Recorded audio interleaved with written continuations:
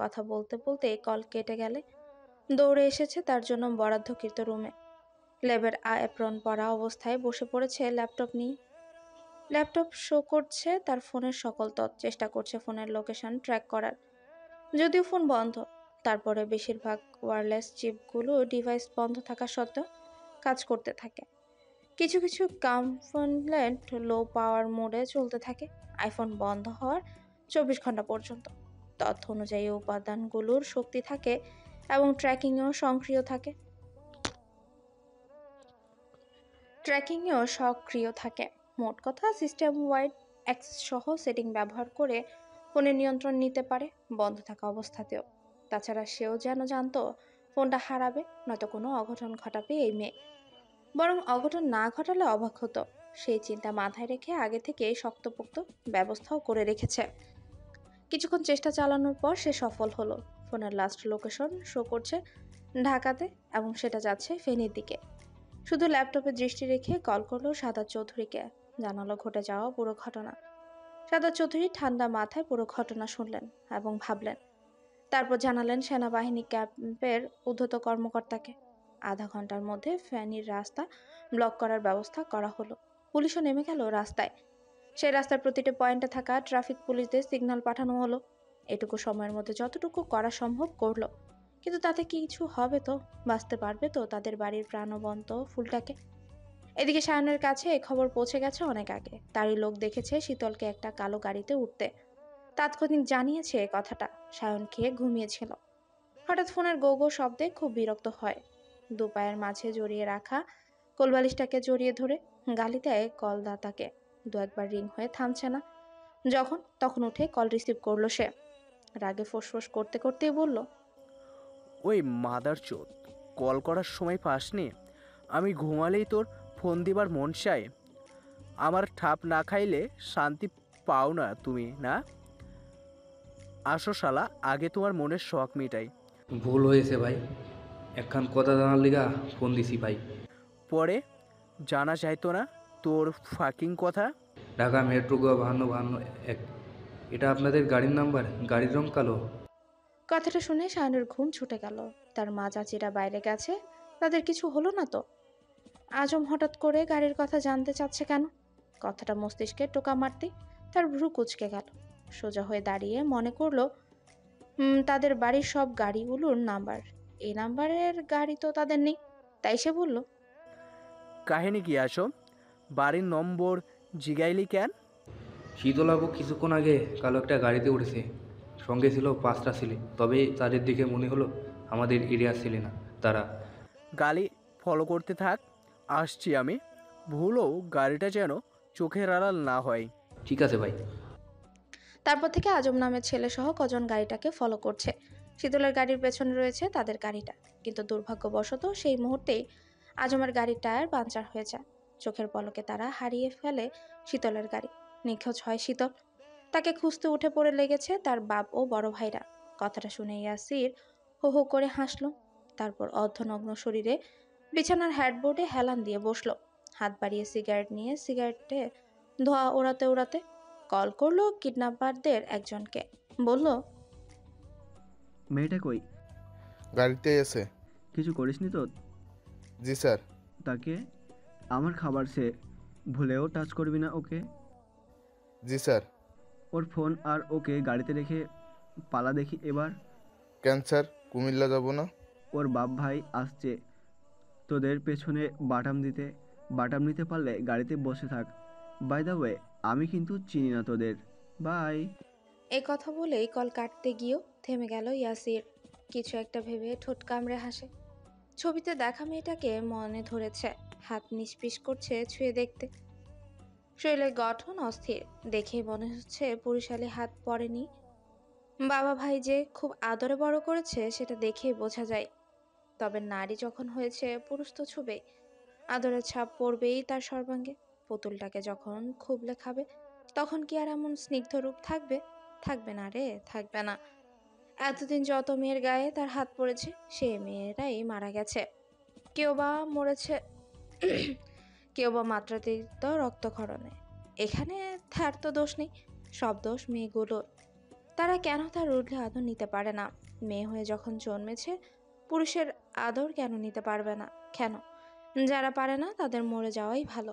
এত নরম সরম মানবীদের জন্য এই পৃথিবী নয়। তাকে চুপ থাকতে দেখে ছেলেটি ভয়ে ভয়ে বলে, গাড়িতেই আছে। না স্যার। কাদের বাড়ির মেয়ে তুলেছিস? খোঁজ নিসনি? না নিলে নিয়ে দেখ। তবে এটা কেবল ট্রেলার ছিল, সিনেমা এখন বাকি। গা ঢাকা দে। যদি না আমি যতদিন না আমি বলবো ততদিন বাইরে বেরোস না, নয়তো সায়ন শুদ্ধ তোকে তোদের এক একটাকে ধরে এমন ঠাপ দিবে বাপ বলারও সময় পাবি না। সায়নকে নিয়ে ভয় আছে, তবে শুদ্ধকে তো ওই রকমই মনে হয়নি। সায়নের থেকেও শুদ্ধ ডেঞ্জারাস। সায়ন প্রকাশ্যে খেলে আর শুদ্ধ চাল বুঝে দান ফেলে। মাদারচোদ আরেকটা চিজ বটে। জি স্যার, জি স্যার। ক্যান্সার কুমিল্লা যাব না? ওরা খোঁজ পেল কীভাবে বস? আমি কি করে বলবো ফাঁসবি না কি করবি, তোরা জানিস।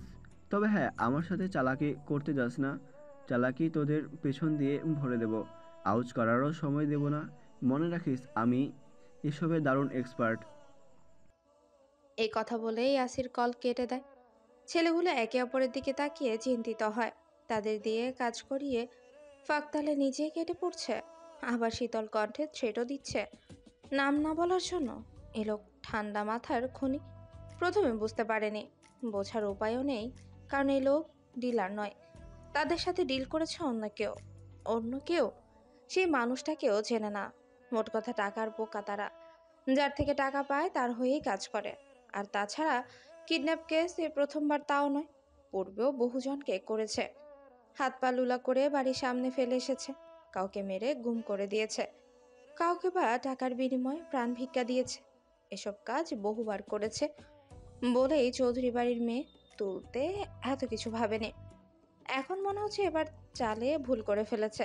তাদের খোঁজ নেওয়া উচিত ছিল। সায়ন পশু কোরবানি করার মতো মানুষ জবাই করে, শুদ্ধ নাকি কম না। এমন ভয়ঙ্কর ভাইদের আদরে বোনকে তুলে আনা উচিত হয়নি। এখন নিজেরাই না মারা পড়ে। নিজেদের অভিজ্ঞতা থেকে বুঝেছে বড় লোকগুলো গিরগিটি হয়, সময়ে সময়ে রং বদলায়। ইয়াসিরের মতো নিমকহারাম টাইপের হয়, কাজ করিয়ে পরে তাদেরকেই চিনতে পারে না। অগ্রিম টাকা নিয়েছিল বিদায়, নয়তো টাকা ছুটতো শালা ইয়াসিরের মুখে। এখন কিছুটা করারও নেই। বাঁচতে চাইলে চোখ বুঝে জান দিয়ে পালাতে হবে। বিড়বিড় করে এসব বলতে বলতেই তারা গাড়ি থেকে বের হয়। ফেনীতে ঢুকতে পারেনি এখনো। এটা কোন জায়গা ধারণা করতেও পারলো না। আশেপাশে রাস্তা আছে বোধহয়, গাড়ি চলাচলের শব্দ আসছে। পাঁচজন গাড়ি থেকে নেমে তাকালো অবচেতন শীতলের দিকে। থাপ্পড়ের আঘাতে মেয়েটার ঠোঁট ফেটে রক্ত বেরোচ্ছে, কপালে কালশিটে দাগ, ফর্সা দুগালে থাপ্পড়ের দাগ। দলের ছেলেগুলোর একজন শীতলকে পরখ করে দাঁত বের করে হেসে বলে, মাম্মা মাইয়া কিন্তু বহুত সুন্দরী। এমন জিনিস ফেলাইয়া যাইতে মন চাইতেছে না। দিতে না পারি একটু চটকাইতে তো পারি, তাই না? বাহিন চোদ তুই চটকা, আমরা জায়গা। হের বাপ ভাইয়ের আইতাছে। হের ভাইরে তো চিনো না শালা। সে জল্লাদ, চোখের পলকে কল্লা কাটে। তার কল্লা ও কাইটা তোর মায়ের তবারক হিসাবে পাঠাই দেবে নে। সব জানি হের বোনরে উঠাইছিলি কেন তাহলে? তোর কথায় আইসা এখন দেখি সত্যি সত্যি মরতে হব বাল। আমিও জানতাম না, পরে জেনেছি। তয় হের বড় ভাইয়ের রেকর্ড ভালো না, বহুত ডেঞ্জারাস আছে। হাতে পড়লে জান শেষ। মাম্মা হাঁটুন ধর, বাইচে থাকলে মেলা মাইয়া পাবি। কথাটা বলে থামতেই খেয়াল করলো আরেকজন শীতলের আইফোন ধরে নেড়ে চেড়ে দেখছে, চোখে লোভাতুর দৃষ্টি। একদম নিউ ফোন। মাইয়ার বাপে বোধহয় মেলা বড় লোক, না হলে এইটুকু মাইয়ার কেউ আইফোন দেয়? আমারও মেলা দিনের শখ একটা আইফোন কেনার। আইফোনে যা ছবি আসে না, পুরাই অস্থির। ওর মনের অবস্থা বুঝে পাশের জন ফোনটা ছো মেরে কেড়ে নিল। তারপর গাড়ি থেকে স্যানিটাইজার নিয়ে রুমালে মাখায়। এরপর রুমাল নিয়ে ফোনটা ভালো করে মুছে অন করে ছুঁড়ে মারলো শীতলের দিকে। তখনই ফোনটার আলো জ্বলে ওঠে। একের পর এক ফোন কল আসতেই থাকে, কখনো বাবা, কখনো মা, সায়ন ভাই, বড় আব্বু। সব থেকে বেশি কল এলো বিশুদ্ধ পুরুষ নামে সেভ করা নাম্বারটি থেকে। কলের বহর দেখে তারাও বুঝে নিল এই নাম্বার ট্র্যাক হতে পারে। এই কথা স্মরণে আসতেই তারা একে অন্যের দিকে তাকিয়ে প্রাণপণে ছুটতে শুরু করলো। 5 জন ছেলেই ছুটতে ছুটতে আধারে মিলিয়ে গেল। আর অবচেতন শীতল সেভাবেই পড়ে রইল। একটা কালো বিড়াল এসে ঘুরঘুর করে গেল। দেখে গেল কারো বুকের ধন জ্ঞান হারিয়ে অন্ধকারে পড়ে আছে। ওদিকে মেয়ের চিন্তায় সিমিন চৌধুরীর প্রেশার বেড়ে গেছে। কোনোভাবেই প্রেশার কমছে না। অসহায় সুরে কেঁদেই যাচ্ছে আর দোষারোপ করছেন নিজেকে। কেন মেয়েটাকে সঙ্গে নিলেন না? কেন কোচিংয়ে যেতে বারণ করলেন না? কোথায় গেল মেয়েটা? খেয়ে নিয়ে গেল ওনার জান পাখিকে। তারা কি কিছু খেতে দিয়েছে? কিছু, নাকি কষ্ট দিচ্ছে? এভাবেই একের পর এক বিলাপ করেই যাচ্ছে। ওনাকে কোনো মতে থামাতে না পেরে শখ পরপর 2টি ইঞ্জেকশন পুশ করে দেয়। সিমেন চৌধুরীও ধীরে ধীরে থেমে যান। কিছুক্ষণ পর প্রেশার কন্ট্রোলে এলে ওনার চোখেও ঘুম নেমে আসে। বাড়ির সকলে তখনও চিন্তায় অস্থির। বাছরাল মেয়েটা ঘন্টাখানিক হলো বাসায় নেই, তাতেই বাড়িটা যেন থমকে গেছে। প্রায় 2.5 ঘন্টা পর একটা গাড়ি এসে থামলো শীতলের গাড়ির পেছনে। লোকেশন এখানেই শো করছে, অর্থাৎ শীতলের ফোনটা এখানেই আছে। শায়ন কোমরে পিস্তল গুজে গাড়ি থেকে নামে। একটা কেউ যদি ধরতে পারে জান খুবলে খাবে। কত বড় কলিজা ওজন করে দেখবে। গজগজ করতে করতে সে খেয়াল করলো পুরো জায়গাটা ঘুটঘুটে অন্ধকার, লোকশূন্য এরিয়া। শীতল ছোট থেকে অন্ধকারে থাকতে পারে না। অন্ধকারে ফুবিয়ে আছে তার। সে ফোনের ফ্ল্যাশ অন করে গেল গাড়িটার কাছে। আশেপাশে কেউ নেই। ঝোপের ঝাড়ে ঝিঝি ডাকছে। গাড়ির দরজা খোলা। হাতে নিয়ে খোলা দরজা দিয়ে ভেতরে তাকিয়ে বুকটা ছ্যাদ করে উঠল তার। আদরের বোনের এই অবস্থা দেখে হতবাক হয়ে গেল সে। ছুটে গিয়ে বুকে আগলে নিল শীতলকে। গাল চাপড়ে আদরে সুরে ডাকতে লাগলো। শীতল, বোন আমার, এই জান বাচ্চা থাকা তাকা আমার দিকে। বোন, শুনতে পাচ্ছিস? চোখ খোল না, ভাইয়া এসে গিয়েছি, ভয় নেই। শীতলের কোনো সাড়া নেই। শায়ন এবার চেঁচিয়ে আজমলকে বলল গাড়ি থেকে তাড়াতাড়ি পানি আনতে। আজম পানি নিয়ে এসে পানির ঝাপটা দিলে। এবারও ব্যর্থ। ফোনের আলোতে আঘাতের চিহ্ন নজর এড়ালো না তার। তখন আজম আমতা আমতা করে বলল, ভাই, আপুর হাসপাতালে নিয়ে দান লাগবো। খানকির পোলাগোর বিশ্বাস নাই, এরা আপুর কিছু খাওয়াতেও পারে। দেরি করন যাইব না, চলেন উঠেন জায়গা। হুম, তাই চল। কথাটা বলেই উঠতে গেলে শীতলের পাশ থেকে ফোনের আলো জ্বলে ওঠে। ফোনের ডিসপ্লেতে ভাসছে একটি নাম, বিশুদ্ধ পুরুষ। শায়ন ভালো করেই জানে কে সে। কলের বহর দেখে বুঝতে বাকি রইল না অপর পাশের মানুষটিও অস্থির, বিচলিত, চিন্তিত। তাকেও শান্ত করা জরুরি। তাই সে শীতলকে আগলে রেখে ফোনটা রিসিভ করলো। তখনই শুদ্ধের বিচলিত কণ্ঠস্বর শোনা গেল। হ্যালো, শীতল, আমার কথা শুনতে পাচ্ছিস? হ্যালো। শুদ্ধ, আমি ভাইয়া বলছি। ওকে পেয়ে গিয়েছি, বাসার দিকে যাচ্ছি, গিয়ে কথা বলছি। ও ও ঠিক আছে ভাইয়া, হুম। সত্যি ঠিক আছে, ওকে ফোনটা দাও। সেন্সলেস। কথাটা শুনে শুদ্ধ চুপ হয়ে গেল। এরপর থেমে থেমে গলায় বলে, সেন্সেলে সেন্সেলে পোর্ট্রেট আর্টিস্ট ডেকে স্কেচ করাবে। 5-10 যতজনই হোক, তোমার বোনকে বলবে তাদের মুখাবয় মনে করে আর্টিস্টকে জানাতে। আমার স্কেচ চাই, মানে চাই। হুম। ওর শরীরে আঘাতের চিহ্ন থাকলে বাড়ি থেকে যাওয়ার দরকার নেই। আপাতত ফুপির বাসায় যাও, ফুপিকে আমি জানিয়ে রাখছি। রিল্যাক্স ভাই, দেখে মনে হচ্ছে ওই রকম কিছু ঘটেনি। ভয়ে সেন্সলেস বোধ হয়। আপাতত হাসপাতালের দিকে যাচ্ছি, রাখছি। কথাটা বলেই সায়ন কল কেটে ফোনটা পকেটে রাখে। শীতলকে কোলে নিয়ে বের হলো গাড়ি থেকে। তার গাড়িতে বসে আজমলকে বলল গাড়ি জোরে টান দিতে। আজম সায়নের কথা মতো তাই করলো। সায়ন তখনও শীতলের জ্ঞান ফেরাতে মুখে পানি দিচ্ছে। কখনো ডাকছে না, তো কিছুই হচ্ছে না। তখনই মনে হলো বাড়িতেও খবরটা জানানো দরকার। খুব টেনশনে আছে সবাই। তাই সে স্বর্ণকে অল্প কথায় মেসেজ করে জানিয়ে দিল। তারপর ছুটলো আশেপাশের কোনো হাসপাতালে। শীতলের আগে জ্ঞান ফেরানো দরকার। এদিকে সায়নের কথায় শুদ্ধের বুক থেকে যেন পাথর নেমে গেল। ধপ করে বসলো বিছানায়। গা ঘেমে একাকার অবস্থা। পরনের অ্যাপ্রন খুলে বিছানায় শুয়ে পড়ে। কিছুক্ষণ সেভাবেই শুয়ে থেকে বুকের বাপাশে হাত বুলিয়ে বুক ভরে শ্বাস নিল। এতক্ষণ দমটা বুঝি গলায় আটকে ছিল। তবে ঘটনাখানা স্বাভাবিকভাবে নিতে পারল না সে। কেন যেন তার মনে হচ্ছে কেউ ইচ্ছে করে কাজটা করেছে। সংকেত নয়তোবা সতর্কবার্তা দিতে। কিডন্যাপ করে নির্জন রাস্তায় নিয়ে গিয়ে ফোন অন করে রাখার ব্যাপারটা আরো বেশি অস্বাভাবিক লাগছে। এটা তো দেখতেই হবে। খার কলিজায় বার বেড়ে চড়েছে যে চৌধুরী বাড়ির মেয়ের দিকে হাত ভাড়া খেয়েছে। ব্যাপারটা ছোট করে দেখলে তো হবে না, নিশ্চয়ই এর পেছনে কেউ আছে। তবে কে সে, কি বা তার উদ্দেশ্য? মেয়েকে পাওয়া গেছে শুনে সাদাত চৌধুরী এই খবর জানিয়ে দিলেন। যেসব পুলিশ উপর মহলের আদেশে রাস্তায় নেমেছিল তারা ফিরে গেল। ট্রাফিক পুলিশদের কাছে বার্তা পৌঁছে গেল। ঘণ্টাখানিকের মধ্যেই যেমন তৎপর হয়ে পড়েছিল, তেমনি সবাই থেমেও গেল।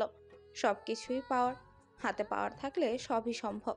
সব যেখানে থানায় গেলে 24 ঘন্টার আগে মিসিং কেস নেয় না, সেখানে 1 ঘন্টার মধ্যে ঢাকা থেকে ফেনীর রাস্তা ব্লক করে ফেলেছে পুলিশ আর ট্রাফিক। শায়নের অবস্থান জেনে উনিও ছুটলেন আদরের মেয়ের কাছে। শায়ন ততক্ষণে শীতলকে একটা হাসপাতালে নিয়ে এসেছে। তাকে চিকিৎসা দেওয়া হচ্ছে। রেপ কেস ভেবে ডাক্তাররা প্রথমে হাত দিতে চাচ্ছিলেন না। পরে ডাক্তারকে বোঝানো হয়েছে পারিবারিক ক্ষোভ মেটাতে কিডন্যাপ করা হয়েছে, রেপ কেস না। রাগের মাথায় আঘাত করা হয়েছে। ডাক্তার আরও কিছু বলতেন, কিন্তু সাদাত চৌধুরী পরিচয় পেয়ে দমে গেলেন। দ্রুত সেবা প্রদানের আধা ঘন্টা পর শীতলের জ্ঞান ফিরে। নিজেকে পেল হাসপাতালের বিছানায়। উঠতে গেলে টান খেলো হাতে। বা হাতে স্যালাইন চলছে। সে চোখ ঘুরিয়ে দেখলো পুরো কেবিন। কে আনলো এখানে? আর ছেলেগুলো কই? ফোনটা কোথায়? ফোন হারালে শুদ্ধ আধমরা করে দেবে। অনেক কেঁদে কেটে ফোনটা হাতিয়েছিল সে। আশেপাশে তাকিয়ে ফোন না পেয়ে নাক টেনে কাঁদতে লাগলো। শরীরের আঘাতের চেয়ে তার ফোন হারানোর যন্ত্রণা সবচেয়ে বেশি। আঘাতের ব্যথা মেডিসিন নিলেই সেরে যাবে, কিন্তু ফোনের হারালে শুদ্ধের খোঁচা মার্কা আজীবন শুনতে হবে। ছোটবেলায় অবোধ শিশু ছিল, তখন কোলে হিসু করে দিত, এ নিয়ে এখনো কথা শুনতে হয়। এখন বড়বেলা, এবার আর রক্ষে থাকবে না। শায়ন কি ভেবে কেবিনে উকি মেরে দেখে শীতল কাঁদছে। বোন কাঁদছে দেখে হন্তদন্ত হয়ে কেবিনে ঢুকে সে। ব্যথা বেড়েছে নাকি কাউকে না দেখে ভয় করছে? আগে মেয়েটাকে স্বাভাবিক করতে হবে, কথা বলে ভয় কাটাতে হবে। তাই সে গাল ভরে হেসে বলল, কি রে ছুটকে কাটছিস কেন? ক্ষুধা পেয়েছে? আমার ফোন কোথায় শায়ন ভাই? আমার কাছে। কই দেখি। উফ, বাসলাম। না হলে শুদ্ধ ভাই আমাকে মেরে আধমরা করে দিত। কি আশ্চর্য, তুই এতক্ষণ ফোনের জন্য কাটছিলি? হুম। কথাটা শুনে সায়নের হাসি পেল, নিজেকে সামলে নিল। তার পকেট থেকে ফোন বের করে শীতলের হাতে দিল। ফোন পেয়ে শীতল কল দিল শুদ্ধকে। শুদ্ধ যেন এই কলের আশাতেই ছিল। চট করেই কল রিসিভ করে দেখতে পেল শীতলের মুখ। তীক্ষ্ণ নজরে দেখে গেল ঠোঁটের পাশ, কপালের কালশিটে দাগ। তখনই কানে এলো শীতলের চঞ্চল কণ্ঠস্বর। শুদ্ধ ভাই ফোন হারায়নি। তার কণ্ঠে অবাধ খুশি। ফোন না হারানোর যে বিশ্বজয় করে ফেলেছে। শুধু চুপ করে দেখলো সেই হাসি। আগে ছিল আধা পাগল, আঘাত পেয়ে ফুল পাগল হলো নাকি কে জানে। নয়তো এই অবস্থায় ফোনের চিন্তা কে করে?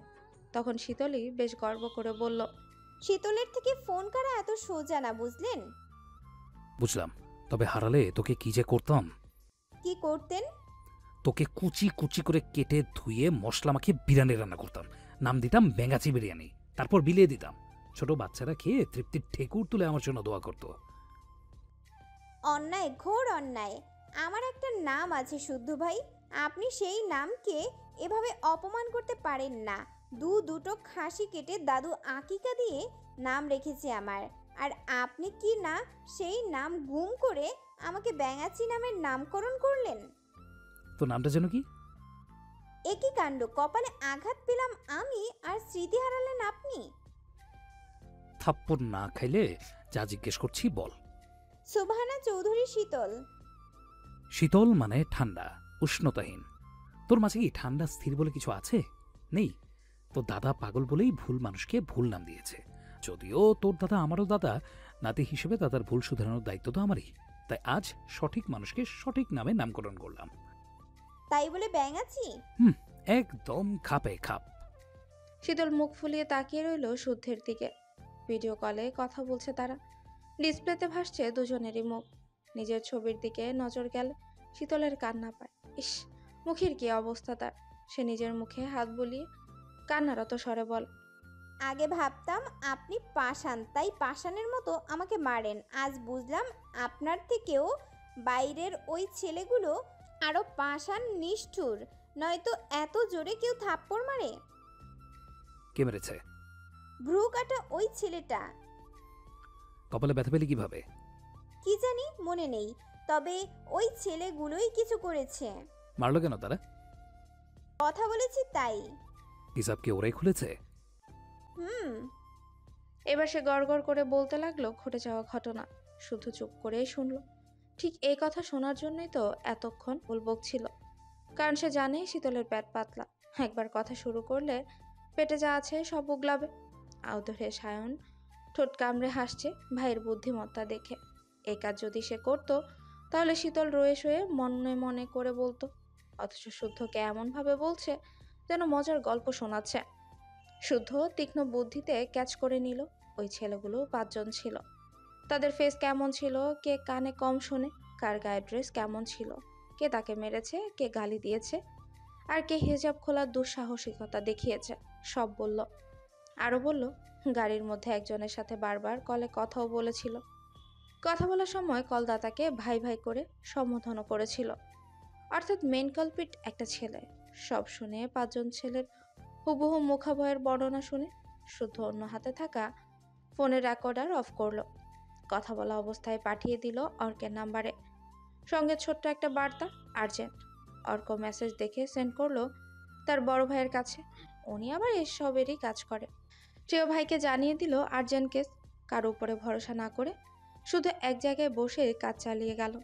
শীতলকে বারবার এই ঘটনার কথা মনে করতে যেন না হয়, তাই এই কাজ করেছে সে। এরপর কিছুক্ষণ কথা বলে কল কাটে শুদ্ধ। শীতল এবার বকবক করতে লাগলো সায়নের সাথে। পুরনো গল্প মনে করে খুব হাসলো। সাদাত চৌধুরীও তাল মেলালো তাদের সাথে। তারপর শীতলের স্যালাইন শেষ হলে সায়ন আর সাদাত চৌধুরী তাকে নিয়ে রওনা হলো বাসার দিকে। চৌধুরী নিবাসে পৌঁছাতে পৌঁছাতে বেজে গেল ভোর 4টে। ড্রয়িং রুমে সবাই তাদের অপেক্ষায়। টেনশনে ঘুম নেই কারো। সায়ন ঘুমন্ত শীতলকে কোলে নিয়ে বাড়িতে প্রবেশ করে। ইশারায় বলল শব্দ না করতে। সবাই তাই করলো। ফুলের মতো স্নিগ্ধ মুখে আঘাতের দাগ দেখে সবার বুকটা ভার হলো। কাঁদলেনও নিঃশব্দে। সায়ন বোনকে রুমে শুয়ে নিচে আসতেই শারাফাত চৌধুরীর রসানলে পড়ল। উনি সায়নকে সরাসরি বললেন, এই ঘটনাটা এবারই প্রথম। আমার মনে হয় না এত বছরে এমন শত্রু তৈরি করেছি যারা আমার বাড়ির মেয়েদের দিকে হাত বাড়াবে।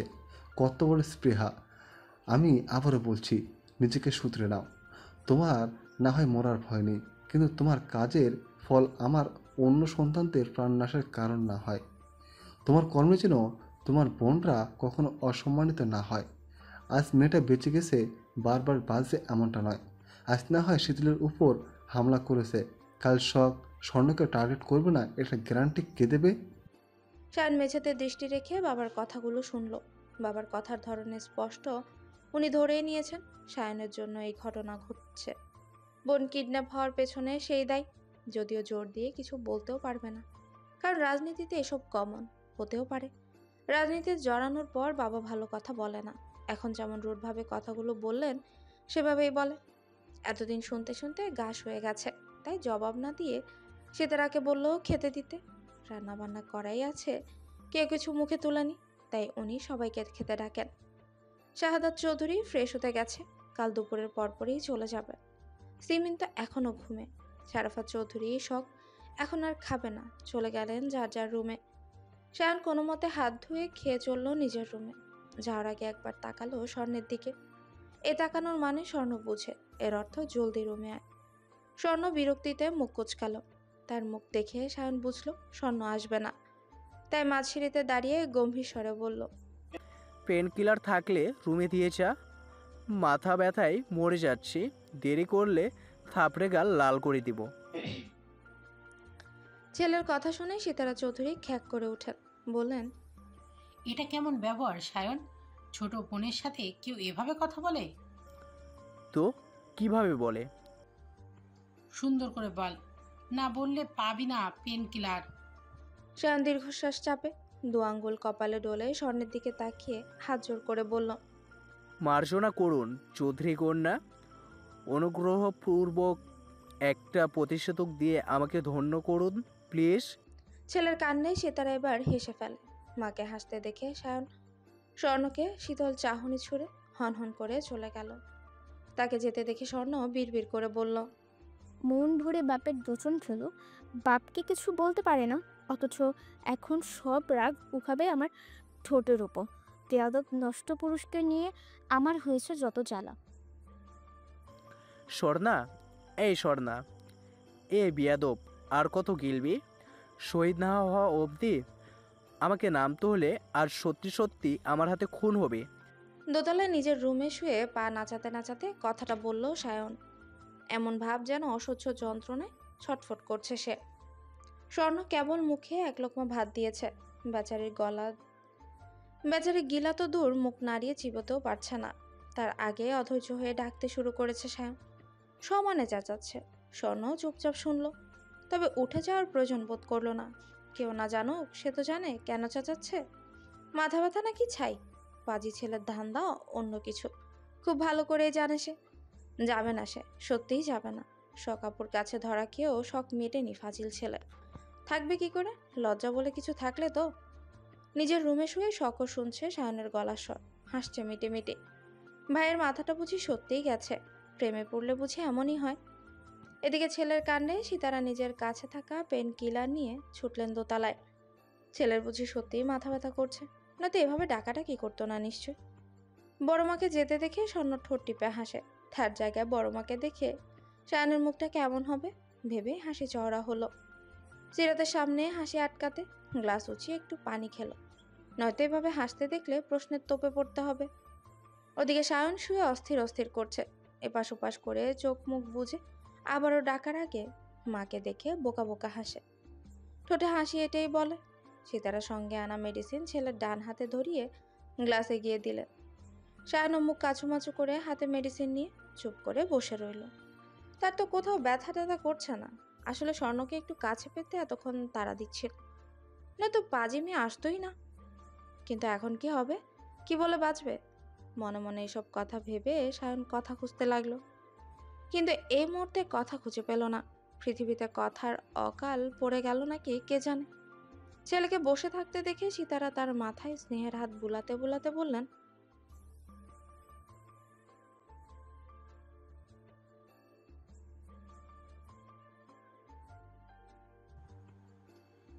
কি হলো বাবা, খা। হ্যাঁ, এই তো খাচ্ছি। খুব বেশি মাথা ব্যথা? কড়া করে 1 কাপ চা করে দেই। ওষুধটা খেয়ে নে বাপ, তারপর ঘুমা। আমি চুল টেনে দিচ্ছি, এমনিতেই ঘুম চলে আসবে। কথাটা বলেই সীতারা সায়নকে তাড়া দিয়ে ওষুধ খাওয়ালো। সায়নও খেতে বাধ্য হলো। তারপর উনি ছেলের শেওরে বসে কখনো ছেলের মাথার চুল টেনে দিচ্ছেন, তো কখনো কপাল টিপছেন। মনে মনে সায়ন স্বর্ণের গোষ্ঠী উদ্ধারে চোখ বুঝে নেয়। একটু পর ছেলেকে গভীর নিঃশ্বাস ফেলতে দেখে সীতারা লাইট অফ করে চলে গেলেন। উনি যেতেই সায়ন উপর হয়ে শুয়ে বিড়বিড় করে বলল, খেতে চাইলাম সুন্দরী বউ, অথচ খেতে হইল পেন কিলার। কপাল। কথাটা বলে স্বর্ণকে গালি দিতে দিতে সত্যি সত্যি ঘুমের দেশে পাড়ি জমালো সায়ন। ঘড়ির কাঁটা চলছে টিকটিক করে। রাতের শেষ প্রহর। নিবাসের সকল সদস্যই গভীর ঘুমে মগ্ন। তখন কেউ দোতলার রুমের দরজা খুলে আর পা টিপে টিপে বের হয় সন্দর্পণে। গুটি গুটি পায়ে এগিয়ে দরজায় হাত ছোয়ালো। পাসওয়ার্ড টিপে প্রবেশ করলো রুমে। এদিক ওদিক উকি ঝুঁকি মেরে নিঃশব্দে দরজা আটকে দিল। লাইট জ্বালালো, বিছানায়ও বসলো। এরপর চোখ বুলালো চারপাশে। সামনে থাকা বিশাল বড় ড্রেসিং টেবিলের আয়নায় নিজের প্রতিচ্ছবি দেখে মলিন হাসলো। হাত রাখলো আঘাতপ্রাপ্ত ঠোঁটের কোণে। তখনই হাতের ফোনটা ভাইব্রেট হতে দেখে হাসে। জানতো কলটা এখনই আসবে। কে কল রিসিভ? সে কলটা রিসিভ করে নরম বিছানায় শরীরটা এলিয়ে দিল। নাকে এসে ঠেকলো খুব পরিচিত ঘ্রাণ। তখনই ফোনের ওপাশেও নীরবতা। কিছুক্ষণ পর কানে এসে বিঁধল গমগমে সেই কণ্ঠস্বর, এত রাতে আমার রুমে কি ঘুমাসনি কেন? ঘুম ভেঙে গেল আর আসছে না। এজন্য আমার রুমে আসতে হবে? এলে কি ক্ষয়ে যাবে? তা যাবে না, তবে আসার কারণ থাকতে হবে। কেন, রুমে কি হিরে জহরত লুকিয়ে রেখেছেন যে ভয় পাচ্ছেন? এর চেয়েও দামি কিছু। চুরি করি তাহলে? চুরি করতে গেলে কৌশল জানা আবশ্যিক। শুনি কি সেই কৌশল? রুমের মালিকের থেকে চুরির কৌশল জানতে চাচ্ছিস?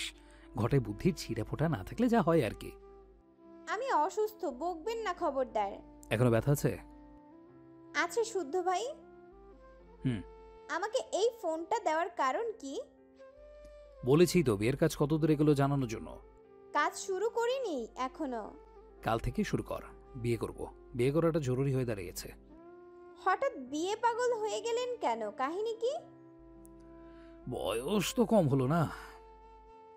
তাই বলে হঠাৎ করে কেন? ওসব তুই বুঝবি না, আরো বড় হ। বুঝবো না, অথচ আমার ঘাড়ে গুরু দায়িত্ব চাপিয়ে দিয়েছেন। দেওয়ার কারণ সময় মতো বুঝে যাবি। এই কথাটা বলে শুদ্ধ চেয়ারে হেলান দিয়ে নিজের ঠোঁট কামড়ে ধরে হাসে। শীতল চোখের সামনে যেভাবে বুকের মধ্যে ফোন লুকিয়েছিল, ভাবলেও হাসি পায়, অস্বস্তি লাগে। মূলত এই কারণেই ফোন নিজের কাছে রাখার সাহস করেনি সে। ফোনটা দেখলেই সেদিনের ঘটনা মনে পড়ে যেত, যেটা তার জন্য শুভকর কিছু হতো না। কেন হতো? এই জবাব নেই, জবাব খোঁজারও প্রয়োজন মনে করেনি কখনো।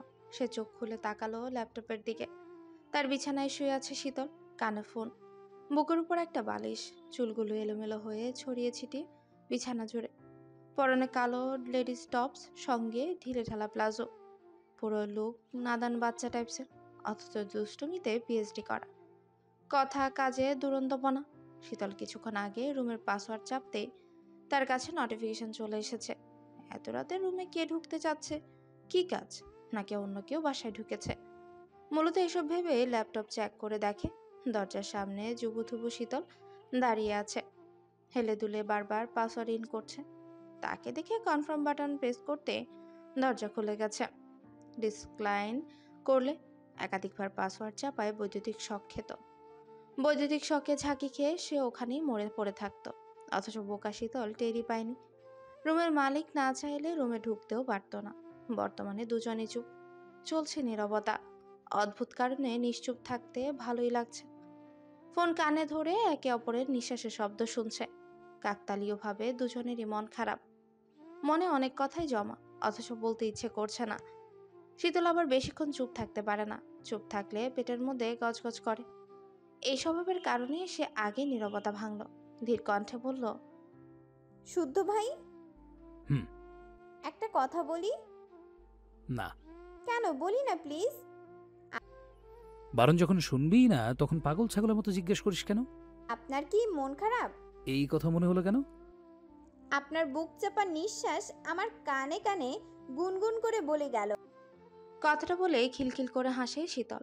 হাসতে গিয়ে কাটা ঠোঁটে টান খায়, ব্যথাতুর শব্দ করে ঠোঁট চেপে ধরে। শুদ্ধ হাসি শুনল তার করা ব্যথাতুর শব্দ, কেন যেন বুক ভার হলো। তারপর ল্যাপটপে চোখ রেখেই বলল, রুমে যা। কেন? যেতে বলেছি।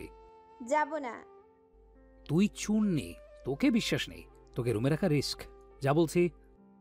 আমি চুননি? কি চুরি করেছি আমি? খবরদার বলছি, উল্টাপাল্টা অপবাদ দিবেন না। আমার নতুন টি শার্ট গায়েব করেছিস, পারফিউম, সেই ব্লু রিস্টওয়াচটাও দুদিন আগে ছেড়েছিস, আর বলবো? শীতল জিভে কামড় দিল। সত্যি সত্যি গায়েব করেছে, কিন্তু বিশুদ্ধ পুরুষ জানলো কিভাবে? কথায় কথা বাড়ে, কিছু বলতে গেলে সত্য ফাঁস হয়ে যাবে। এর চেয়ে ভালো ভালো কলটা কাটাই উত্তম। তাই সে বলল, যেই না রুমের চেহারা, তার নাম আবার পেয়ারা, থাকবোই না আপনার রুমে। কথাটা বলে সে কল কেটে দেয়। তারপর পুরো রুম টই টই করে ঘুরে এটা ওটা নেড়ে চেড়ে দেখলো। রুমের এক কোণে থাকা ছোট্ট ফ্রিজ খুলে সফট ড্রিঙ্কস বের করে খেলো ধীরে সুস্থে। অত্যাধুনিক ডিজাইনের ড্রেসিং টেবিলের কাজ সরিয়ে থরে থরে সাজানো পারফিউম ঘেটে ঘুটে দেখলো। তারপর পছন্দসই একটা নিয়ে নিজের শরীরও মাখলো। খোলা চুলগুলো খোপা করে স্টাডি টেবিল থেকে একটা কলম নিয়ে খোপাতে গুজে দিল। চুলের কাঠি কাজ সারলো কলম দিয়ে, এই আর কি। এরপর থম মেরে কিছুক্ষণ বসে থেকে যাওয়ার জন্য পা বাড়িয়েও থেমে গেল। পিছু ফিরে তাকালো বিছানার দিকে। বিছানাটা যেন টানছে তাকে। ভাবলো সে যদি এখানে থেকেও যায়, শুধু জানতেও পারবে না। কল কেটে দিয়েছে, জানার কথাও না। চোখে আবার ঘুম ধরা দিয়েছে। রুমে যেতে আলস্যি লাগছে। এসব ভেবে সে ড্রিম লাইট অন করে, আর রুমে ছেয়ে গেল নীলচে নরম আলো। তার রুমটার থেকেও এই রুমটা বড়সড় আর খুব বেশি সুন্দর। গোছগাছ থাকে সবসময়, এজন্যই খুব লোভ হয়। মন বলে শুদ্ধকে বের করে রুমটা দখল করে নিতে। মনে মনে এসব ভাবতে ভাবতে সে এগোলো বিছানার দিকে, শুয়েও পড়লো নিশ্চিন্ত মনে। এরপর বিড়বিড় করে বলল, একটু ঘুমাই, একটু ঘুমালে পাপ হবে না, জানতেও পারবেন না রুমের খচ্চর মালিক। কথাটা বলেই চোখ জোড়া বন্ধ করে নিল। পরিচিত ঘ্রাণ নাকে এলে প্রাণ ভরে টেনে নিল। এরপর অবান্তর ভাবনা ভাবতে ভাবতে ঘুমের দেশে পাড়ি জমালো। শুধু চেয়ারে হেলান দিয়ে তাকিয়ে তাকিয়ে দেখলো তার অনুপস্থিতি, তার রুমে, তার বেডে অন্য কারো রাজত্ব। অথচ না কিছু বলতে পারলো আর না ধমকে বের করে দেওয়ার ইচ্ছে করলো। এখন মধ্যরাত, ঘুমিয়ে আছে সুখী মানুষগুলো। ইয়াসির রাতের রাস্তায় হাঁটতে হাঁটতে সিগারেট ফুঁকছে, নাক মুখ দিয়ে ধোঁয়া ছাড়ছে। তার মনে একটাই আফসোস জমা হয়েছে, সেই আফসোসের নাম শীতল। আজকে পাখিটাকে না চাইলেও ছাড়তে হয়েছে। পাখিটা সেই পুতুল মুখ, শরীর, শিরশির করা গোলাপি ঠোঁট, অধর কামড়ে হাসি, রাগী ফেস, চঞ্চলতা, সবই চোখের তারায় ভাসছে। কুটকুটে যৌবনের তাড়নায় জীবনে অনেক মেয়ে খেয়েছে, কিন্তু না, মন তৃপ্ত হয়েছে আর না দেহ। এবার মনের মতো কাউকে পেলে নিজের কাছে রেখে দিলে কেমন হয়? ঠিক বন্ধি নিয়ে করে, সম্পত্তির মতো নিজের নামে দলিল করে, যাতে কেউ কেড়ে না নিতে পারে। কাজটা করলে কিন্তু মন্দ হয় না। তার জীবনে হেতু দরকার। সংসার করার ইচ্ছে কোনো কালেই ছিল না, কিন্তু জীবনটা আজকাল খুব বেশি পানসা লাগে। একাকী সময়গুলোতে কাউকে পাশে পাওয়ার শখ জাগে। অনেক তো হলো বাউন্ডেবলপনা, এবার তাহলে শীতল রানীকে বন্দিনী করা যাক, রেখে দেওয়া যাক নিজের খুব কাছে, নিজের করে। তার স্তব্ধ বাড়িতে চঞ্চল পাখিটা উড়ে উড়ে ঘুরে ঘুরে বেড়াবে, তার মন কেমন করা খিলখিলা হাসিতে সুখ এসে ঝুমঝুম করবে, গাইবে, নাচবে, আর সে দু চোখ ভরে দেখবে, হাসবে, আগলে রাখবে। এছাড়াও চঞ্চল পাখিটাকে সে রোজ রাতে বউ সাজাবে, লাল টুকটুকে লাজে রাঙা বউ। মোট কথা, বউয়ের সাজে কখনো কারো সঙ্গে রাত্রি যাপন করা হয়নি, না কারো বউয়ের সাজ নষ্ট করার কারণ হতে পেরেছে। এবার হবে, খুব তাড়াতাড়ি হবে। সামর্থ্যবান পুরুষ হয়ে যদি বউ সাজে বউয়ের সাজ নষ্ট করতে না পারে, তবে কেমন পুরুষ? ছে, পুরুষ সমাজ কি মানবে? মানা উচিত না। সে জানে না এসব কেন ভাবছে, তবে ভাবতে ভালোই লাগছে। তার এমন বেপরোয়া ভাবনা ছেদ ঘটল ফোনের রিংটোনে। কল রিসিভ করে কানে ধরতে কেউ বলল, পালাতে বলেছি পালিয়েছে, কোথায় গেছে আমি কি করে বলবো? কি আশ্চর্য, আপনাকে মিথ্যা কথা বলবে কেন? আপনি কি আমার বেড পার্টনার যে মিষ্টি মিষ্টি কথা বলে আরেক রাউন্ড খেলার ফায়দা খুঁজবো? না, পারি না, কারণ আমার সেক্স পাওয়ার আপনার মতো লো বাজেটে না। আমার পাওয়ার অল টাইম তুঙ্গে, তাই আমিও থাকি চাঙ্গে। শুদ্ধ মশাইকে একটু খেলিয়ে নিতে মন চাইছে। তাছাড়া ওই নটি বয় আগে দেশে আসুক। বিদেশে বসে বোনের কলঙ্কিত দেহ দেখে কতটুকুই বা শোক পালন করবে? বলেন কি? দেখে তো মনে হয় না।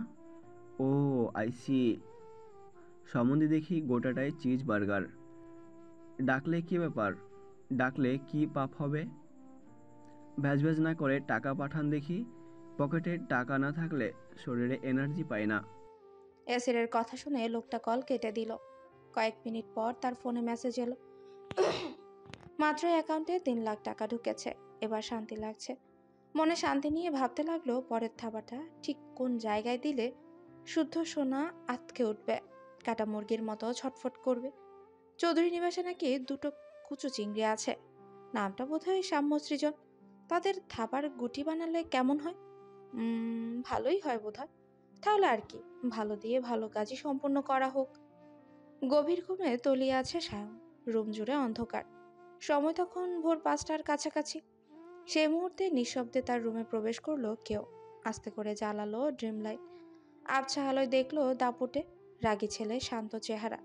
সে সাবধানে হাতে রাখা কেকটা সেন্টার টেবিলের উপর রাখে। এরপর কোলবালিশটা সরিয়ে সায়নের পাশে শুয়ে পড়ল। মায়া লাগলো ডাকতে। বুকের কাছ থেকে কোলবালিশ সরায় বিরক্ত হলো সায়ন। বউটাও কাছে আসে না, কোলবালিশও আজকাল কাছে থাকতে চায় না। কি যে জ্বালা! সে ঘুমের ঘোরে কোলবালিশ হাতড়ে নিতে গিয়ে হাত পড়ল নরম কিছুর উপর। বালিশটা এত নরম না, বিড়াল টিড়াল নাকি? রুমের দরজাটা তো খোলা দেখে ঢুকেছে পড়েছে বোধহয়। এই কথা মাথায় আসতেই সে চোখ খুলতে গিয়েও খুলতে পারল না। কেউ চোখের উপর হাত রেখেছে, তার খুব কাছে ঝুঁকে এসেছে, কানে কানেও বলছে, শুভ জন্মদিন শাহরিয়া চৌধুরী। শুভ হোক আপনার জীবনে আগামী পথ চলা, সুখ ও স্বাচ্ছন্দ্য এসে আলোকিত করুক আপনার জীবন। সায়ন হাসলো। তার চোখ থেকে হাত সরালে ঘুমো ঘুমো চোখে দৃষ্টি মেলতেই চোখের তারায় বিস্ময় খেলে গেল। তড়িৎ উঠে বসতে গিয়েও নিজেকে দমিয়ে নিল। চোখ ডলে আবার তাকালো। স্বর্ণ তাকিয়ে আছে। সায়ন অবাক হয়ে দেখছে শাড়ি পরা স্বর্ণকে। স্বর্ণ শাড়ি পরে না, কালে ভাদ্রেও না, আর পরলেও কখনো বাইরে যায় না। অথচ আজ এই রূপে এই বেশে তাকে দেখে সায়ন কথার খেই হারিয়ে ফেলল। শুধু মুগ্ধ নয়নে দেখে গেল তার মনোহরিণীকে। তারপর আজলা ভরে স্বর্ণের দুগালে হাত রেখে বলল, কাজী অফিস খোলা থাকবে এখন? না। কাজীর বাড়িতে লোক পাঠাই তুলে আনুক বেটাকে। হুম। তাহলে তুই কিছু একটা কর। কি করব?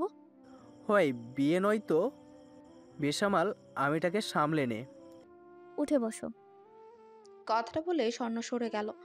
কেকটা এনে দাঁড়ালো ঠিক সায়নের সামনে। সায়নের চোখে মুখে মুগ্ধতা, বিহ্বলতা, অপ্রত্যাশিত ভালো লাগায় বুক ভরে গেছে। স্বর্ণ সেজেছে, তার স্বর্ণ তার জন্য সেজেছে। যত্ন করে চোখে কাজল পড়েছে, ঠোঁটে লিপস্টিকের হালকা ছোঁয়া, অঙ্গে জড়ানো তারি দেওয়া জামদানি শাড়ি।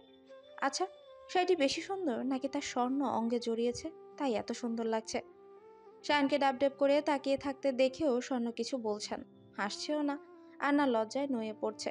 সে সায়নকে উঠে বসিয়ে ইশারায় কেক কাটতে বলল। সায়ন কেকটা সামনে রেখে স্বর্ণকে হ্যাঁচকা টানে বসালো তার সামনে। খুব শক্ত করে জড়িয়ে ধরলো পেছন থেকে। গ্রাবীয় থুতনি ঠেকিয়ে চুমু খেলো। খোঁচা দাড়ি ঘষে দিল মসৃণ ত্বকে। কদিনের না কামানো দাড়ির খোঁচা খেয়ে স্বর্ণ বিরক্তি নিয়ে তাকালো। সরে বসার চেষ্টা করলো, কিন্তু পারল না। আটকা পড়লো পুরুষালী শক্ত বাঁধনে। সায়ন তার হাতের উপর হাত রেখে কেক কাটলো। দুজন দুজনকে খাওয়ালো। স্বর্ণ রিচওয়াচ গিফট করলো, নিজে হাতে তা পরিয়েও দিল। সায়ন তাকালো জানলার দিকে। দেয়াল ঘড়িতে বাজে 5:48। বাইরের আলো ফোটেনি। মনেও ছিল না আজ তার জন্মদিন। জন্মদিনের সকালটা এত সুন্দর হবে ভাবতেও পারেনি। সে পুনরায় স্বর্ণকে কাছে টেনে নিল, যত্ন করে চুমু এঁকে দিল চোখে, গালে, গলায়। তারপর ফিস ফিস করে ডাকলো, চান? হুম। চল না বিয়ে করে ফেলি। আজই বাসায় জানিয়ে দিই। শুধু শুধু টাইম ওয়েস্ট করে কি লাভ বল? আমি কি পালিয়ে যাচ্ছি? ধৈর্যের পরীক্ষা নিচ্ছিস? যেই ফিল্ডে পা রেখেছো, দুদিন পর দম ফেলার সময় পাবে না, এরই মধ্যে বিয়ে? তাও ঠিক, কিন্তু মন তো মানছে না। এক কাজ করি, চুপি চুপি বিয়ে করে পরে জানাবো সবাইকে। আমার বিশ্বাস আমার বাপ ছাড়া বাড়ির কেউই অমত করবে না। শকাপুর বিয়েটা হয়ে যাক, তারপর তোমার পালা। কিন্তু কি? সায়নকে জড়িয়ে ধরে শুয়ে পড়ল, মুখ রাখলো স্বর্ণের গলার ভাঁজে। এরপর কিছুক্ষণ চুপ থেকে বিড়বিড় করে আওড়ালো, এলোমেলো হয়ে যায় মন কেন জানি, এলোমেলো হয়ে যায় মন কেন আজ বুঝি না। দামানল যেন ছাড়লো পার করে সীমানা। শপথের মতো হানা দেয় এই মনের কামনা। নিজেকেই দেখে লাগে আজ অচেনা অচেনা অচেনা। সায়ন থামলো। স্বর্ণ মনে মনে হাসলো। তারপর সায়নের চুল খামচে ধরে গলার ভাঁজ থেকে মুখ তুলে চোখে চোখ রাখলো। সায়নের নিদারুণ ফেসে নজর বুলালো। কপাল, নাক, গলা, ঠোঁট রেখে চুমু আঁকলো খোঁচা খোঁচা দাড়ির থুতনিতে। তারপর বলল, স্কলারশিপ নিয়ে 2 বছরের জন্য বাইরে চলে যাই। কেন? দিন যত যাচ্ছে তোমার চিপকা চিপকি বাড়ছে, দিনকে দিন অধৈর্য হয়ে যাচ্ছ তুমি। এর চেয়ে দূরে চলে যাই। তুমি এইদিকে কাজ সারো, 2 বছর পর না হয় দেশে ফিরে সংসার সাজাবো আমরা। এতে আমার পড়াশোনাও ঠিক থাকবে, আর তুমিও লক্ষ্যে স্থির থাকতে পারবে। নিয়ে তো আমার যৌবনের খাতায় আগুন জ্বালিয়েও মন ভরছে না। না তোর? এখন তোকে রোজ না দেখে না শুয়ে মেরে ফেলার পায়তারা জুড়েছিস। এতই সোজা, এতই সস্তা আমার প্রেমাভূতি। ঠান্ডা মাথায় ভেবে দেখো, এতে দুজনেরই ভালো হবে। সরজা, ভুলো আর আমার রুমে আসবি না তুই। তোর ভালোবাসার গোষ্ঠীর চন্দ্রবাতে। কথাটা বলে সায়ন রেগে উঠতে গেলে স্বর্ণ থামিয়ে দিল। সায়নের দুগাল আজলা ভরে ধরে এক গালে মৃদুভাবে থাপ্পড় মেরে বলল, মুখ খারাপ করতে বারণ করেছি না? তুমি আমার বালের আবদার করবা, আর আমি শক্তিহীন পুরুষের মতো মেনে নিব। আবার গালিও দেওয়া যাবে না। গালি দিব না তো কি এভাবে চুমু দিব? কথা শেষে স্বর্ণের ঠোঁটে চট করে চুমু খেয়ে নিল সায়ন। কাজটা এত দ্রুতই করলো যে তাকে বারণ করারও সময় পেল না। স্বর্ণ কিছু বলার আগে নিজে সিরিয়াস হয়ে বলল, আমি ইচ্ছা করেই তোকে ভালোবাসিনি। যা হয়েছে তা মনের অশান্তি, কিন্তু বর্তমানে আমাদের রিলেশন নিয়ে আমি খুব সিরিয়াস। ভালোবাসি তোকে, তাই বউ বানাবো তোকেই, নয়তো মন কঠোরে আজীবনের জন্য সিঙ্গালা করে দিব। আর মশা করে যদি দূরে যাওয়ার কথাটা বলিস তাহলে বলবো দারুণ জোকস, ফিলিংস হচ্ছে নাইস, ওয়াও অসাধারণ। নেক্সট পারের পার্ট প্লিজ।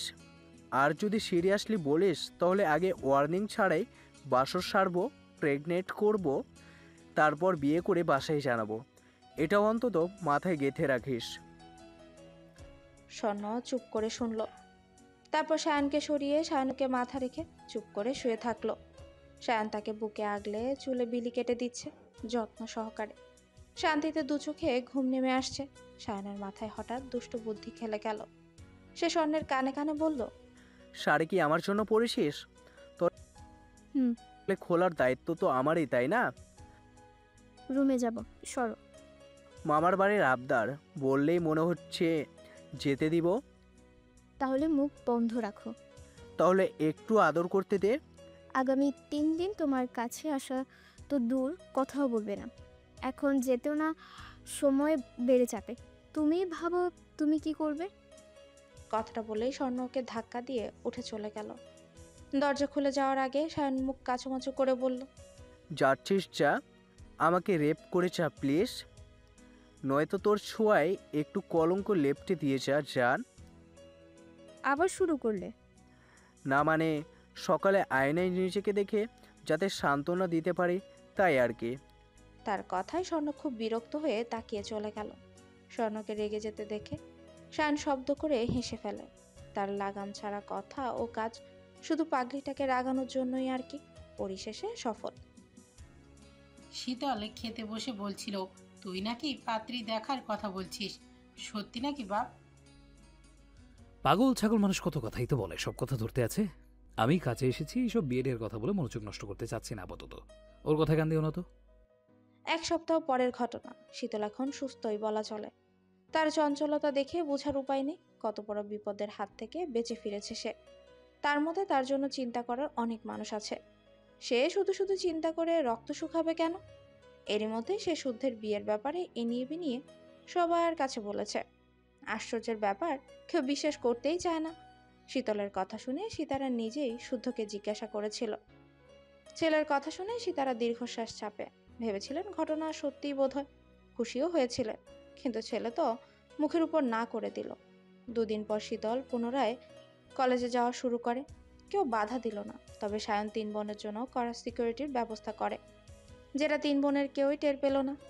শুদ্ধ স্কেচগুলো পেয়ে গেছে, সায়নকে পাঠিয়েছে কাজ শুরু করতে। সায়নও এনিয়ে বিনিয়ে শীতলকে সেগুলো দেখিয়েছে। শীতল বিস্ময় নিয়ে কনফার্ম করেছে এরাই ছিল।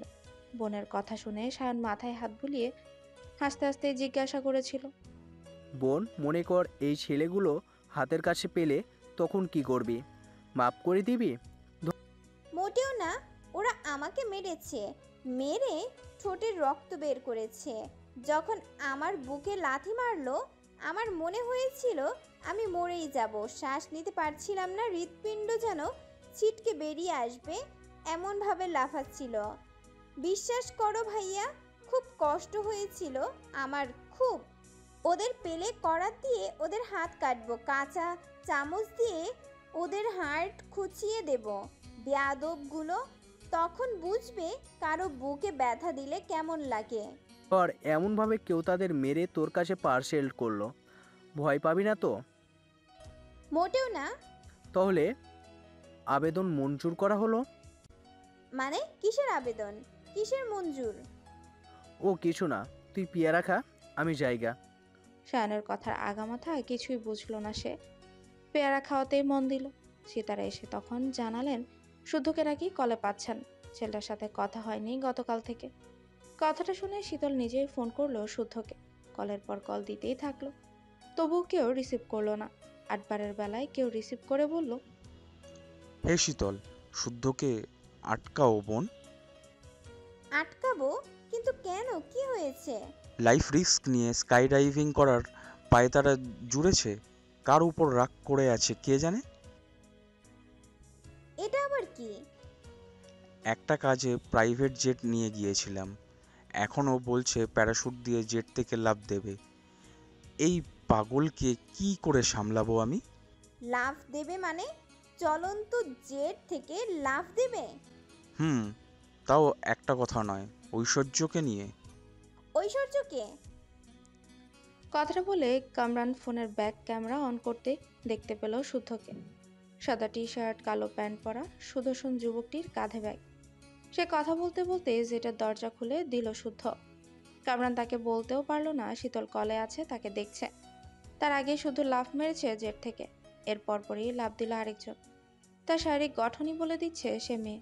চোখে মুখে আত্মবিশ্বাসের ছাপ, অপরূপ সৌন্দর্য অধিকারী বলা চলে। কামরান ক্যামেরার নিচের দিকে তাক করতে দেখতে পেল শুদ্ধ পড়ে যাচ্ছে নিচের দিকে। নিচে বড় বড় পাহাড়, উপর থেকে পড়লে বাঁচা যাওয়ানো যাবে না, শেষ। এটুকু দেখে ভয়ে শীতলের দেহ কাঁপতে লাগলো, ঘামতে লাগলো ধরধর করে। আর দেখার সাহস করলো না সে, চিৎকার করে উঠল। শুদ্ধ ভাই! কামরার নিচের দিকে ক্যামেরা তাক করতেই দেখতে পেল শুদ্ধ পড়ে যাচ্ছে। মাথার উপরে স্বচ্ছ সুনীল আকাশ, নিচে বড় বড় পাহাড়, তীব্র বাতাসের গতি তাকে নিচের দিকে টেনে নিয়ে যাচ্ছে।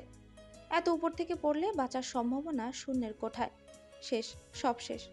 এটুকু দেখা মাত্রই তার শরীর কাঁপতে লাগলো, ঘামতে লাগলো ধরধর করে, গলায় যেন মরণ তৃষ্ণা, হতবাক দৃষ্টি। তার ইচ্ছে করলো দুহাত বাড়িয়ে শুদ্ধকে ধরে নিতে, জাপটে ধরে চিৎকার করে বলতে, এ কেমন পাগলামি করছেন শুদ্ধ ভাই? কেন এমন করছেন? জানি কি ভয় ডর নেই আপনার? সে মনে মনে চিৎকার করে কথাগুলো বলল, কণ্ঠস্বর যেন বোবা, কথা হারিয়ে গেছে, প্রচন্ড ভয়ে বাক হারা। ততক্ষণে শুদ্ধ দৃষ্টিসীমার বাইরে চলে গেছে, আর দেখা যাচ্ছে না তাকে। তবে কি সত্যি সত্যি পড়ে গেল, মরে গেল? শীতল আর ভাবার সাহস করলো না, শুধু অসহায় সুরে ডেকে উঠল, শুদ্ধ ভাই, কে আছো? ওকে বাঁচাও! কথাটা বলে চট করে উঠে দাঁড়ালো শীতল। কোলের উপর থাকা চিপসের প্যাকেট পড়ে গেল মেঝেতে। হাউমাউ করে কাঁদতে লাগলো করুণ সুরে, ডাকতে লাগলো বড় মাকে, বড় বাবাকে। কর্ণকুহরে প্রতিধ্বনি হতে লাগলো বড় আবুর বলা পুরনো কথাগুলো। তোমরা এক একজন আমার জীবন বাগানের জীবন্ত ফুল। তোমাদের কারো কিছু হলে আমি একটুও ভালো থাকবো না, খুব কষ্ট পাবো, বেঁচে থাকার শক্তি হারাবো। আর তোমরা ভালো থাকলে আমিও ভালো থাকবো, সুখে থাকবো। আমার জীবন সুখ স্বাচ্ছন্দ্যে পরিপূর্ণ থাকবে। শুদ্ধ ভাইয়ের কিছু হলে বড় আপুর কি হবে?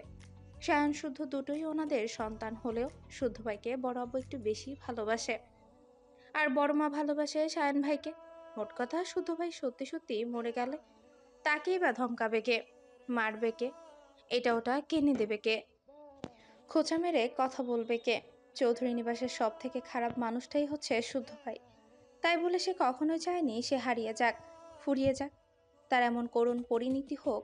আর কেনই বা চাইবে? শাসন করলে, রাগ ঝাল দেখালেও সে জানে শুদ্ধ সবার ভালো চায় সবসময়। অথচ সেই মানুষটাই থাকবে না, এ কথাটা ভাবতেও পারছে না সে। এ কি হয়ে গেল, কি ঘটে গেল তাদের সাথে? আচমকা শীতলের চিৎকার শুনে থমকে দাঁড়িয়েছে শারাফাত চৌধুরী। ঘাড় ঘুরিয়ে তাকালেন হাউমাউ করে কান্না করা শীতলের দিকে। সিঁড়ি দিয়ে নামছিল সে, উদ্দেশ্য কড়া করে এক কাপ চা পান করা। মাথাটা ধরেছে খুব, কাজের চাপ বেশি থাকায় বিশ্রাম হচ্ছে না তেমন। শরীরটা খারাপ লাগায় বাড়িতেই ছিলেন। মাথা ব্যথার কথা সহধর্মিনীকে জানালে নিচে আসতে বললেন।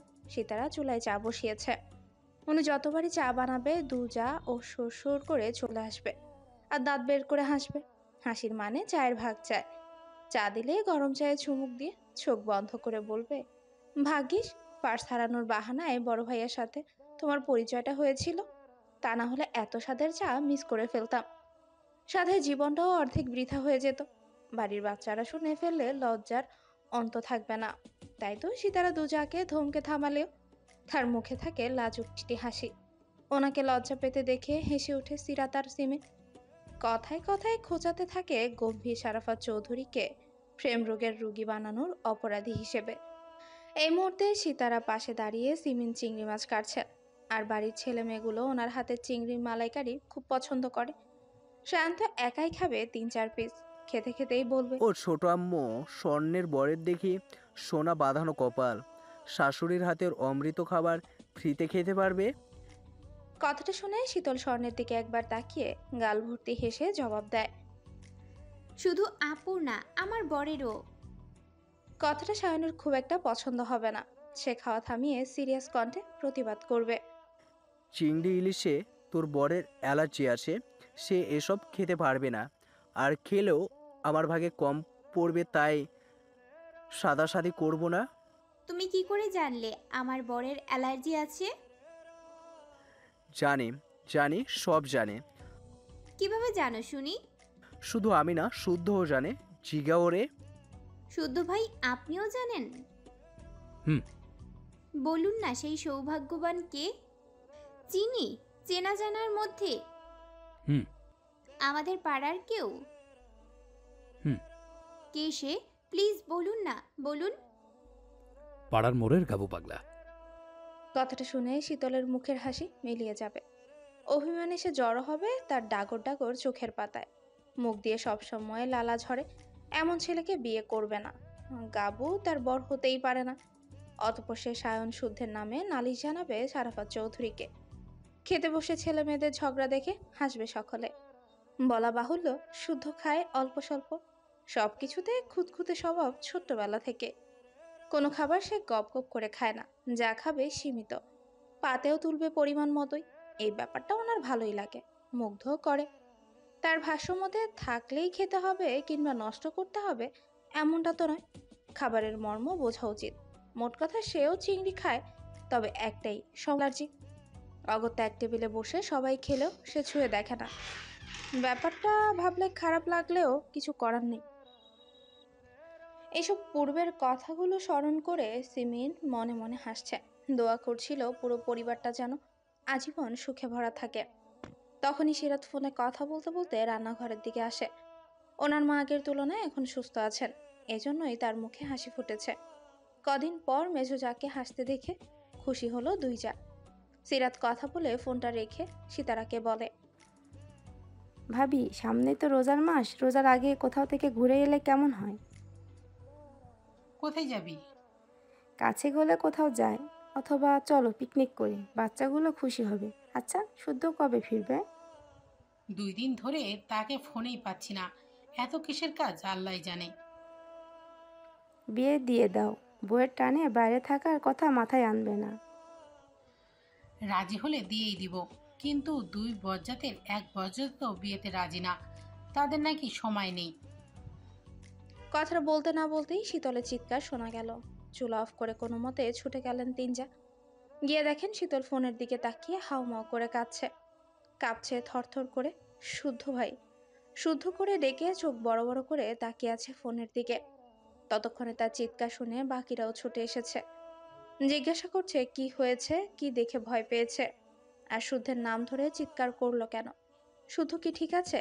শীতল ধপ করে বসে পড়ে। তার শরীরে শক্তি যেন কেউ শুষে নিয়েছে। তবুও ঢোক গিলে ছলো ছলো চোখে বড় মার উদ্দেশ্যে বলল, শুদ্ধ ভাই জেট থেকে লাফ দিয়েছে বড় মা।